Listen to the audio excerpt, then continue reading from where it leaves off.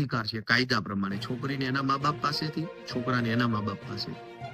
પણ ક્ષણિક આવેશમાં આવીને, લાગણીમાં આવીને, ભોળવાઈ જઈને, છેતરાઈ જઈને છોકરાએ કે છોકરીએ આમને સામને લગ્ન કરી લીધા પછી મિલકતનો પ્રશ્ન ખૂબ ગૂંચવણ ભર્યો ઉભો થઈ જાય છે. ઘણી વખત છોકરીને આંખો બનાવીને છોકરીના મમ્મી પપ્પાની મિલકત પડાવી લેવા માટે થઈને કેટલા બધા કોર્ટ કેસો, કોર્ટ કચેરી, કાગળને કરવા પડે છે. એક તો પોતાની છોકરી ગુમાવવી પડે, ઉપરથી પાછળ મિલકત ઉપર પણ દાવો કરવામાં આવે છે. આ તકલીફ પણ ખૂબ પડે છે.